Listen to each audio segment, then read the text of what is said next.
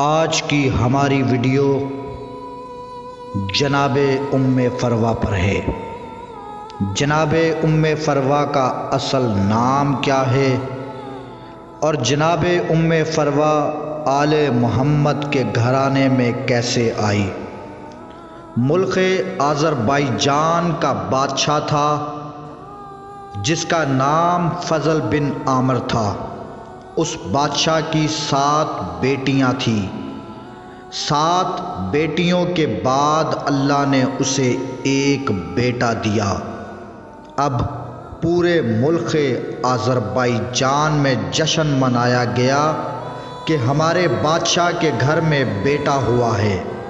اب وہ بیٹا جوان ہوا تو اس نے ایک دن اپنے باپ سے کہا کہ بابا جان، میں شکار پر جانا چاہتا ہوں۔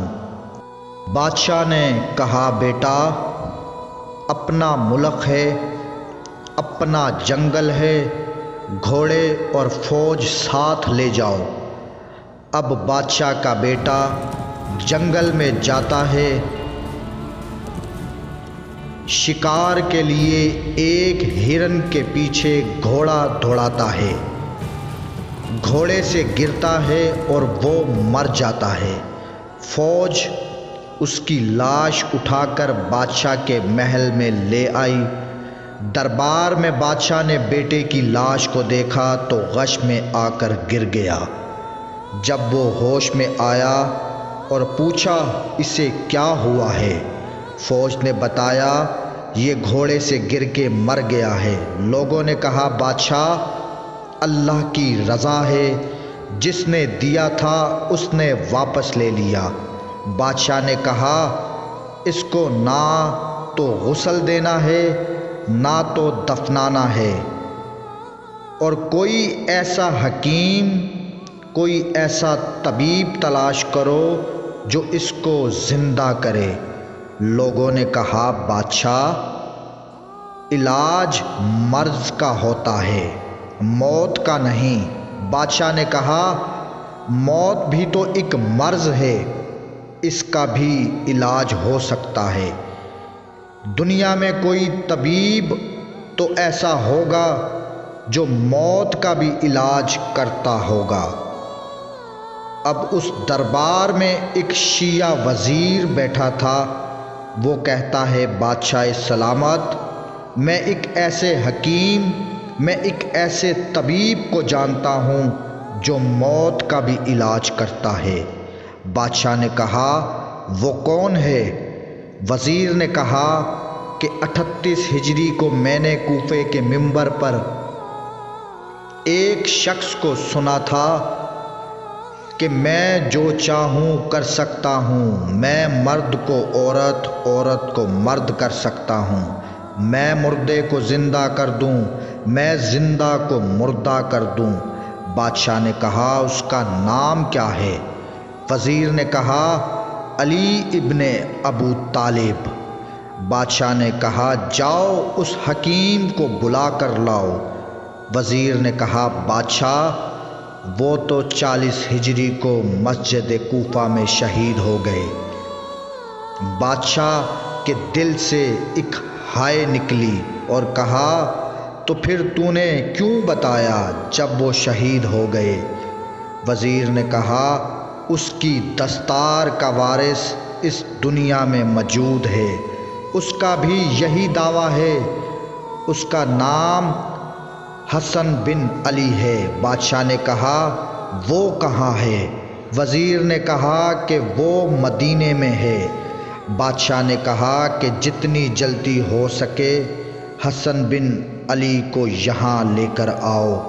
وزیر کہتا ہے بادشاہ، آپ صرف اس ملک آذربائیجان کے بادشاہ ہیں، لیکن وہ حسن پوری کائنات کے بادشاہ ہیں، اور آپ کہہ رہے ہیں کہ اس کو یہاں بلائیں۔ اب بادشاہ نے تلوار نیام سے نکال کر وزیر کی گردن پہ رکھ دی۔ بادشاہ نے کہا نہ میں جاؤں گا نہ میرے بیٹے کی میت جائے گی۔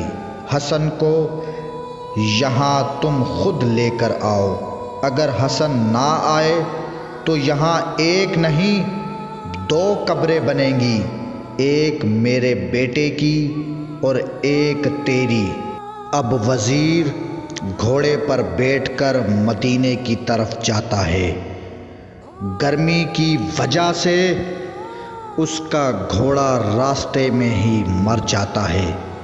گھوڑے کے مرنے کے بعد یہ خود پیدل چلتا ہے۔ جس گرمی کو گھوڑا برداشت نہیں کر پایا، وہ گرمی یہ کیسے برداشت کرتا؟ بس تھوڑا سا پیدل چلتا ہے اور یہ گر جاتا ہے، ان قریب مرنے والا ہوتا ہے۔ اب یہ وزیر دل سے پکارتا ہے، یا ابن رسول اللہ، امام حسن علیہ السلام میری مدد کرو۔ اچانک روشنی ہی روشنی چھا گئی، ہر طرف خوشبو ہی خوشبو ہے۔ سامنے دیکھا کہ امام حسن علیہ السلام تھے۔